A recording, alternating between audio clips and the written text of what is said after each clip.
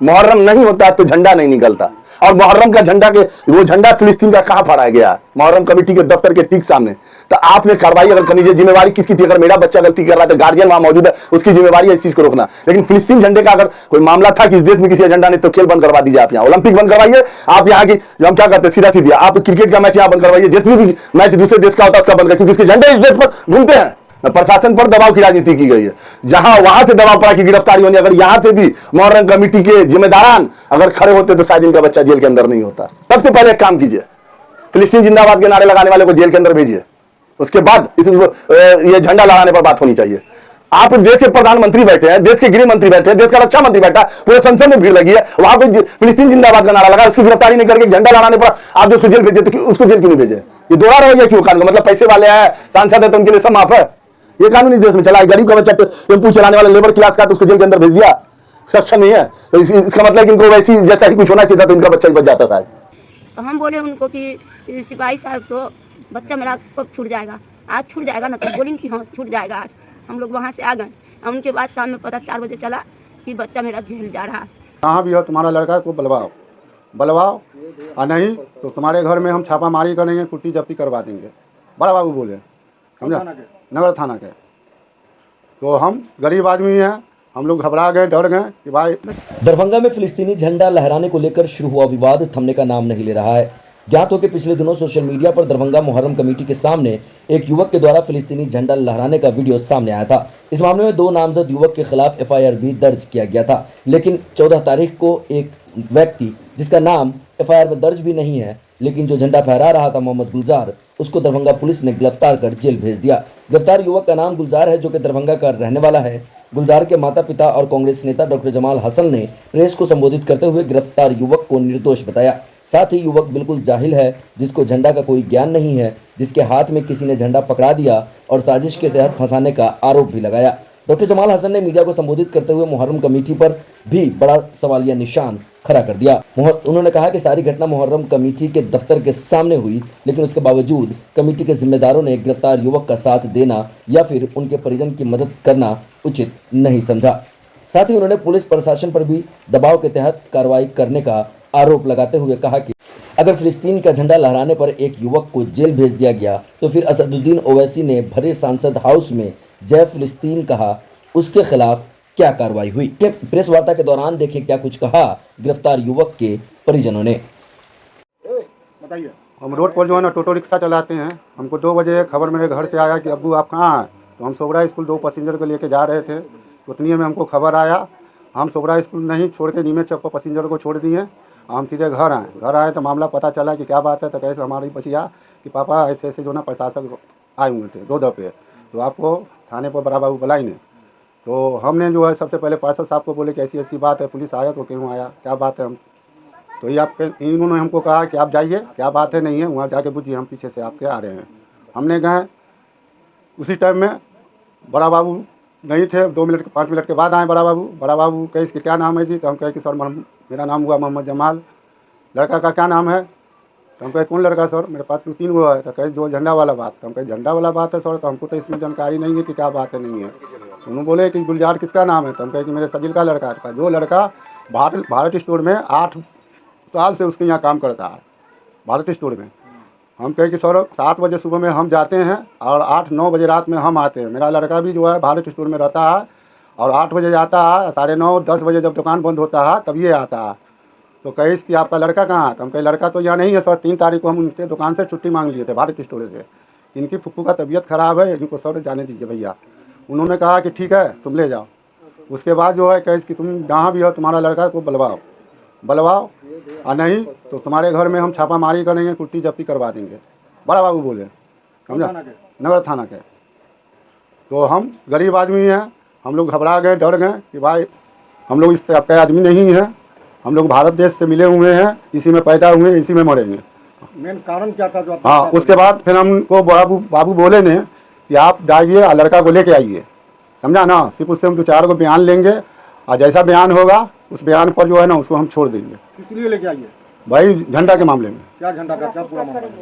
झंडा के मामले में कि झंडा जो है तुम्हारा लड़का कहाँ से लाया, फिलिस्तीन वाला झंडा लाया कहाँ से? तो कहें कि सर हमको तो नहीं मालूम है कि कहाँ से लाया, ना हमको जानकारी है इस चीज़ का ये आज ही हमको जानकारी हुआ है, समझा। तो उसके बाद फिर हम लड़का को बुलवाएं, लड़का को फिर वो जहाँ फुप्पू का रहती थी वहाँ का बड़ा बाबू पता ली, फिर वो हमको कहें कि तुमको विश्वास है, हम कहें सर 1 घंटा में आ जाएगा। तो मेरा भतीजा है ये लड़का, मेरा ये भतीजा साथे साथे थाने गया था। आपका लड़का वहाँ झंडा फहरा रहा था, हाँ झंडा जुलूस में घुमा रहा था।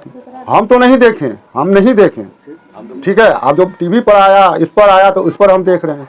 हम तो जो है दिन में भी जो है हम सब दिन काम करेला जाते थे, तो हमको तो नहीं देखे। क्या उसमें आपका लड़का था? लड़का है, लेकिन उसके नीचे देखिए कि उसको हाथ में दे रहा है कौन, उसको नीचे भी तो आप आइए, दे रहा है उसके हाथ में। वही हम नहीं चिनते हैं उसको। नहीं, लड़का से बातचीत हुई, लड़का ने सच्चाई बात बोला। उसके बाद डीएसपी साहब भी आए, डीएसपी साहब भी जो है लड़का से बयान लिए, हमको साइड में बैठा दिए, बयान लिए। उसके बाद क्या बयान दिया लड़का नहीं दिया, हम कहे जो बेटा सच बात है वही बात बोलना, समझा ना। क्या लड़का जानकारी? हमारा लड़का जो है बेकसूर है, उसको फंसाया गया है, समझा ना, किसी ने उनको हाथ में दिया है। और मेरा बच्चा जो है एकदम बिल्कुल ही जाहिल है, वो झंडा का कोई कदर जानता नहीं है, समझा ना। वो अपना जो है मुहर्रम का जो निशान था वो अपना भांज रहा था, वो भांज रहा था। उसके बाद में किसी ने उसको हाथ बढ़ा के उसको दे रहा, फिर वो पीछे बैक हो रहा है पीछे। तो आपका लड़का चिंता है? हाँ, उसको लड़का मेरा चिंता है। कौन था वो लड़का का नाम बता रहा है अब्दुल्ला नाम है, लेकिन उसका कहाँ का है हमको नहीं मालूम, क्या करता है अब्दुल्ला? हमको नहीं मालूम।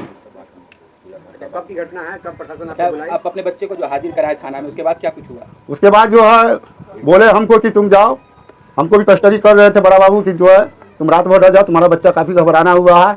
फिर मेरा लड़का कहे कि अब्बू को जाने दीजिए सर, तो मेरी अम्मी का बहुत दिल की कमज़ोर है, सेहत उसका सही नहीं रहता है। तो फिर बड़ा बाबू कहे कि ठीक है तो तुम जाओ। फिर हम सुबह में 10 बजे करीब नाश्ता उसका लेके हम गए, नाश्ता लेके गए, बच्चा को नाश्ता वास्ता कराए, उसको 2 बिस्कुट भी हम दिए, चाय ला के दिए। उसके बाद फिर बड़ा बाबू कहे कि जो है तो आपको अब जाइए, डीएसपी साहब का कैसे भी खबर आवे, अभी डीएसपी साहब नहीं आए हैं। और डीएसपी साहब से भी बातचीत हुई थी महोदय से कि जो है लड़का अगर बेकसूर है तो उसको हम शाम तक में रिहा कर देंगे। आगे आगे आप क्या चाहते हैं? आगे क्या कर चाहते हैं कि बच्चा का जो है हमारे जो है सब आदमी है यहाँ पर, बच्चा मेरा बेकसूर है, उसको रिहाई चाहिए। बच्चा आपका भी है कहाँ? बच्चा भी जो है जेल में, लहरियासराय जेल में। कितनी तारीख को जेल भेजा है? आप यहाँ से गया है 13 तारीख की, 15 तारीख को जेल में गया, थाने में दर्ज हुआ है वो 13 तारीख को। कितना उम्र है आपके बच्चे का? हमारे उम्र से वैसे तो समझिए कि 22 है आधार कार्ड के हिसाब से, लेकिन अभी सारे 19 चल रहा है उसका। उसका पूरा नाम क्या है? मोहम्मद गुलजार नाम है उसका। झंडा फहराने वाला किस तारीख का मामला है? ये मामला 1 तारीख का, पहली मिट्टी के दिन। कहाँ पे हाँ, कराया गया था? किला घाट चौराहा ऑफिस के द्वारा अभी तक क्या सहयोग मिला? अभी कोई सहयोग नहीं मिला, जबकि जो है मुहर्रम कमेटी को भी फ़ोन करके हम बुलवाए थे कि भैया आपके तरफ से कुछ अगर मदद मिलता है तो आप कर दीजिए, गरीब का बच्चा, आपके मोहल्ले का भी बच्चा फंस रहा है, तो आप कुछ मदद कर दिए। तो कहीं ठीक है, तो हम फ़ोन कर से जो है ना हमसे जहाँ तक होगा हम मदद करेंगे, लेकिन ऐसा कोई बात बच्चा को हाजिर करने में मुहर्रम कमेटी भी आप पर दबाव बनाई थी क्या? जी नहीं। वो हमको जो है हम पहले ले गए थे मुहर्रम कमेटी में बच्चा को, तो वहाँ जो है ऐसा कोई बात नहीं बोला, इन्होंने बुलाए हमको कि जाओ आप पहले मुहर्रम कमेटी में, वहाँ क्या होगा नहीं होगा। तो वहाँ भी हम देखे कि हम चुपचाप आप बेटा, और 2-4 लोग भी मेरे साथ गए थे, लेकिन ऐसा कोई बात नहीं बोला, सीधे हम लोग थाने लेके चले गए। अपना परिचय दीजिए पूरा। हम अपना, मेरा नाम हुआ मोहम्मद जमाल, घर लाल बाजी टिहाई। दरअसल मुहर्रम की पहली तारीख को किला घाट में मुहर्रम कमेटी के सामने फिलिस्तीन का झंडा लहराने का मामला सामने आया, और उसको लेकर यहाँ के जो सांसद है गोपाल जी ठाकुर, माननीय गोपाल जी ठाकुर ने भी जो है पोस्ट उस्ट किया था। तो उस मामले को लेकर जो है गिरफ्तारी हुई, हमारे मोहल्ले के हैं ये जमाल साहब, उन्हीं के बच्चे की गिरफ्तारी की गई। 13 या 14 तारीख था, 8वीं का, हम अपने जाके कुछ 7वीं को, 14 तारीख को इनके घर पर पहले सबसे पहले पुलिस आई, तो इनको खोजा गया, ये नहीं थे। उसके बाद जो है मेरे पास ये आए, इनको मतलब टेम्पू चला रहे थे, इनके घर से खबर गया तो ये आए मेरे पास। टेम्पू चलाने के बाद इन्होंने मुझसे कहा कि ऐसे ऐसे थाना पर हमको बुलाया गया है। तो हम बोले क्या मामला है? तो कैसे मामला समझ नहीं रहा। हम एक काम करो, थाना पर अगर बुलाया, 2 बार तुम्हारे आ चुका है, घर का फोटो भी खींच के ले गया था, तो हम कहे काम करो कि अपने भतीजा को ले जा, अकेले मत जाना। तो हमने इसके भतीजा को साथ में भेजा, तो ये थाना पर गए, तो वहाँ इनका मामला खुल कर आया कि फिलिस्तीन का झंडा जो है इनका बेटा लहरा रहा था। ठीक है, तो भाई वहाँ पर इनको बोला गया कि बेटा को प्रेजेंट करो, बेटा था नहीं। उसके बाद इन्होंने अपने बेटा को वहाँ बुलवाया, देखा बेटा भी आया इनका, वहाँ पर बयान भी दिया गया। जहाँ तक जब लड़के से मैंने पहले पूछताछ किया कि तुम इस मामले में कहाँ पर है, तुम झंडा लाया था, तो लड़के ने कहा कि नहीं झंडा मैंने नहीं लाया था, मुझे पता भी नहीं है। आप एक ये डॉक्यूमेंट देखिए, ये कोर्ट में सबमिट किया गया है, लड़के ने अंगूठा का निशान लगाया हुआ है। कितना पढ़ा लिखा होगा जिसको ये पता होगा कि फिलिस्तीन का झंडा का कलर क्या होगा, मुझे खुद नहीं पता। मैं ये जो इस बीच में जितने मामले हुए उसमें जो झंडा घुमा था, मुझे ये अभी भी मुझसे पूछा तो मुझे पता नहीं कि कलर क्या है, लेकिन ये समझ में आया मेरे जैसा पढ़ा लिखा आदमी भी पता नहीं फिलिस्तीन, क्योंकि हम लोग एक ही झंडा जानते हैं, तिरंगा झंडा जो अपने देश का, तो हम लोग उसको जानते हैं, उसको पहचानते हैं। तो इस मामले में उस लड़के को बुलाया। अगर ये गार्जियन में डिफॉल्ट होता या उस लड़के में फॉल्ट होता तो लड़का भागता या गार्जियन भागता। गार्जियन ने प्रशासन का सहयोग किया, अपने बच्चे को भी प्रेजेंट किया। फिर उसके बाद जो है डीएसपी साहब आए, थाना प्रभारी से मेरी बात हुई, थाने पर मैं मौजूद हूँ, उस दिन से आज तक मौजूद हूँ इन लोगों के साथ। तो वहां पर प्रभारी महोदय ने भी इस बात को माना और डीएसपी साहब ने मेरे सामने इस बात को माना कि नहीं, लड़के की इसमें कोई गलती नहीं, लड़का झंडा नहीं लाया है, लड़का को झंडा किसी और ने पकड़ा, लेकिन हम इसका मोबाइल मंगा लेते हैं। मोबाइल में हम चाहते हैं कि डिटेल देखना, क्योंकि ये झंडा जो है या तो ये बनवाया जा सकता है सिला के, या ये फिर झंडा ऑनलाइन आ सकता है, क्योंकि ये झंडा अवेलेबल नहीं हो सकता मार्केट में।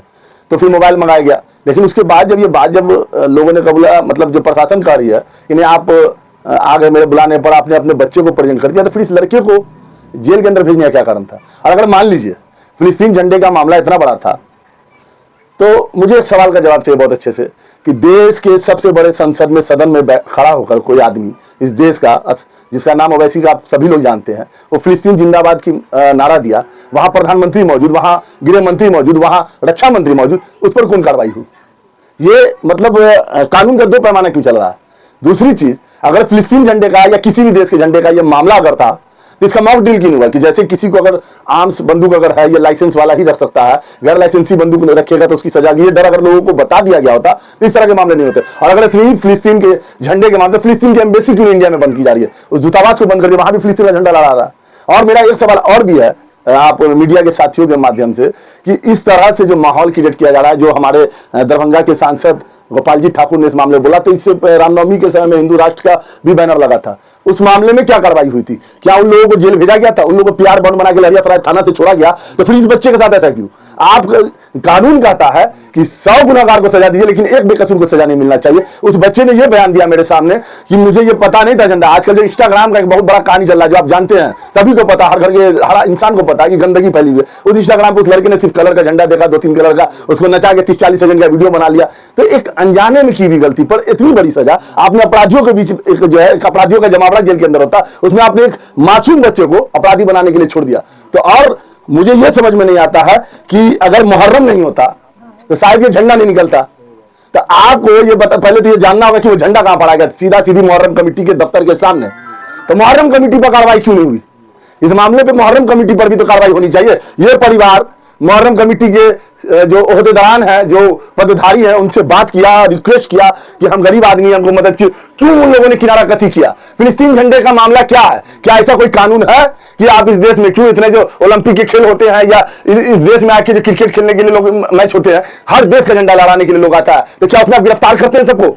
ये कहाँ का नियम है? ये चीज। और फिलिस्तीन का झंडा क्यों निकला, इस पर भी बात होनी चाहिए। फिलिस्तीन का झंडा आज आपको कई जगह, नवादा में, गिरिडीह में, कई जगहों, कई हिस्सों में मुहर्रम के टाइम निकला। सिर्फ उसका पीछे का मकसद थोड़ा जानना, मंशा क्या था? लोग इसलिए निकाल रहे कि फिलिस्तीन में आज हजारों बच्चे मारे जा रहे हैं, हजारों लोगों का कत्ल हो रहा है, बम्बारिंग हो रहा है। उसके लिए सिर्फ ये कि यहां भी लोग चाहते हैं कि फिलिस्तीन में लड़ाइयां बंद हो। लेकिन इसको इतना बड़ा इश्यू आप बना रहे हैं, एक बच्चे के भविष्य के साथ खिलवाड़ कर दिया। आज बताइए कि बच्चा क्या हुआ, दागी आपने उस बच्चे को पूरे समाज के सामने खड़ा कर दिया कि ये दायित्व इसका कौन लेगा? उस बच्चे के आपने जो चरित्र को खराब करने का काम किया, इतनी बड़ी गलती है। आप मीडिया वाले सभी साथी यहाँ मौजूद है, मुझे बताया क्या ये इतनी बड़ी गलती थी जिसकी सजा, क्या उसको आप डांट के या उसे पीआर बॉन्ड भरवा के नहीं छोड़ सकते थे? बच्चे को आपने जेल भेज दिया। आज उसकी मां रोते रोते हालत खराब है, उसका फादर, आज जो है समाज में लोग उसके साथ इतने लोग क्यों खड़े हैं? क्योंकि सबों को पता कि ये गलत हुआ है।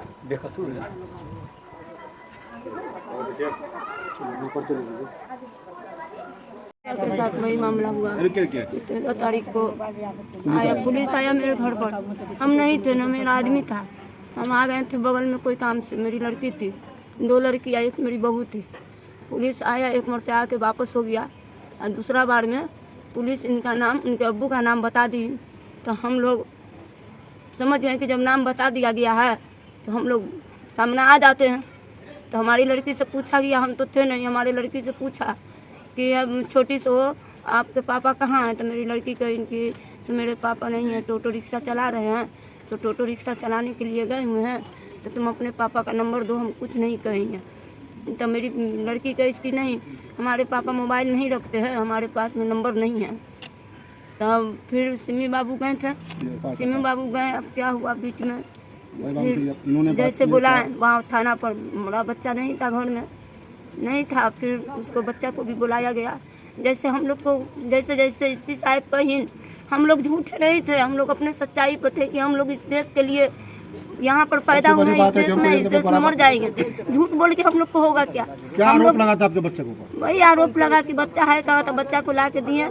आरोप वही झंडा में लगा, बच्चा को ला के दिए। हमारा बेटा था, उसी को भेजा गया तो लेके आया बच्चा को। हम लोग को कहा एसपी साहब कि आपका बच्चा वापस हो जाएगा, हम लोग धरपकड़ नहीं करेंगे। रात भर कस्टडी में बच्चा को रखा गया।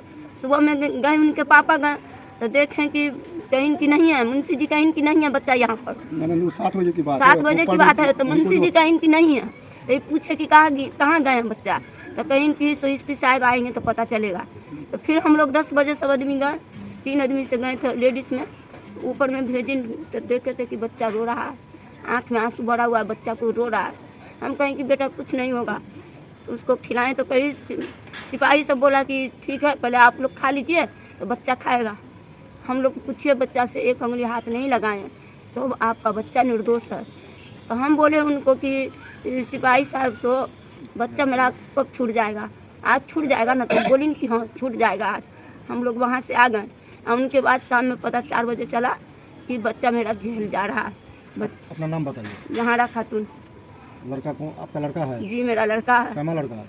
कितना नंबर है? ये दूसरा है, बड़ा लड़का है बाहर में? दूसरा लड़का है। नाम? नाम मोहम्मद गुलजार है। उम्र? उम्र वही 19 साल है, लेकिन आधार कार्ड से 22 साल हो गया। शादीशुदा है? नहीं शादीशुदा नहीं, अभी तो नाबालिग है। इससे पहले भी किसी तरह का कोई जेल नहीं कभी कोई ऐसा चीज नहीं हुआ, बच्चा को किसी से मतलब नहीं है। अब भारत स्टोर में भी जाके आप जो है इस चीज़ का जो है ना, भारत स्टोर में भी आप जाके पता लगा, अभी तो कमर मिलवे की